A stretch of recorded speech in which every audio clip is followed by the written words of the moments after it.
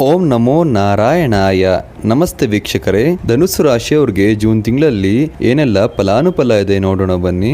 ಧನುಸ್ಸು ರಾಶಿಯವ್ರಿಗೆ ಈ ತಿಂಗಳು ಹೊಸ ಅವಕಾಶಗಳು ಮತ್ತು ಕೆಲವು ಸವಾಲುಗಳ ಮಿಶ್ರಣವಾಗಲಿದೆ.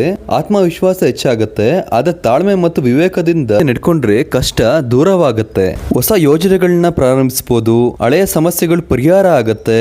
ಕುಟುಂಬ ಮತ್ತು ವೃತ್ತಿ ಎರಡರಲ್ಲೂ ಸಮತೋಲನ ಕಾಪಾಡ್ಕೊಂಡು ಹೋಗ್ತೀರಾ. ಹೊಸ ಮನೆ ವಾಹನ ಖರೀದಿಸೋ ಸಾಧ್ಯತೆ ಇದೆ. ಮನೆ ಕೊಟ್ಟೋರ್ಗೂ ಕೂಡ ಈ ತಿಂಗಳು ಶುಭವಾಗಿರುತ್ತೆ. ಉದ್ಯೋಗದಲ್ಲಿರೋರ್ಗೆ ಹೊಸ ಜವಾಬ್ದಾರಿಗಳು ಸಿಗ್ಬೋದು.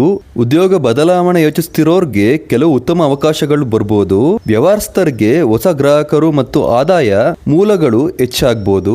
ಹಳೆಯ ಸಾಲಗಳನ್ನು ತೀರಿಸುವ ಅವಕಾಶ ಸಿಗ್ಬೋದು. ಅನಗತ್ಯ ಖರ್ಚುಗಳ ಮೇಲೆ ನಿಯಂತ್ರಣ ಇರಲಿ. ಬಂಧುಗಳೊಂದಿಗೆ ಸಂಬಂಧಗಳು ಮತ್ತಷ್ಟು ಬಲವಾಗಲಿದೆ. ಪ್ರೇಮಿಗಳಿಗೆ ಇದು ಉತ್ತಮ ಸಮಯ. ಇಬ್ರು ಅರ್ಥ ಮಾಡ್ಕೊಂಡ್ರೆ ಮದುವೆ ಕೂಡ ಪ್ರಸ್ತಾಪಗಳನ್ನ ಮಾಡ್ಕೋಬಹುದು. ವಿದ್ಯಾರ್ಥಿಗಳು ಓದೋದ್ರಲ್ಲಿ ಹಿಂದೆ ಬಿದ್ದಿದ್ರು, ಈ ತಿಂಗಳು ಓದಿನಲ್ಲಿ ಉತ್ತಮ ಪ್ರಗತಿ ಕಾಣಬಹುದು. ಸ್ಪರ್ಧಾತ್ಮಕ ಪರೀಕ್ಷೆಗಳಿಗೆ ಯಾರ್ಯಾರು ಪ್ರಯತ್ನ ಪಡ್ತಿರ್ತಾರೆ ಖಂಡಿತವಾಗ್ಲೂ ಅನುಕೂಲಕರವಾಗಿದೆ. ತುಂಬಾ ದಿನದಿಂದ ಮದುವೆ ಪ್ರಯತ್ನ ಪಡ್ತಿರೋರ್ಗೂ ಕೂಡ ಈ ತಿಂಗಳು ಮದುವೆ ಆಗೋ ಸಾಧ್ಯತೆ ಇದೆ. ನಿಮ್ಮ ಲೈಫ್ ಪಾರ್ಟ್ನರ್ ಜೊತೆ ಬಿಸ್ನೆಸ್ ಮಾಡಿದ್ರೆ ತುಂಬಾ ಶುಭವಾಗಿರುತ್ತೆ. ಒಳ್ಳೆ ಲಾಭನ ನೋಡ್ತೀರಾ. ನೀವು ಬೇರೆಯವ್ರನ್ನ ಯಾರನ್ನೂ ನಂಬಾರ್ದು, ಸ್ವಾಭಿಮಾನವಾಗಿ ಬದುಕಬೇಕಾಗತ್ತೆ.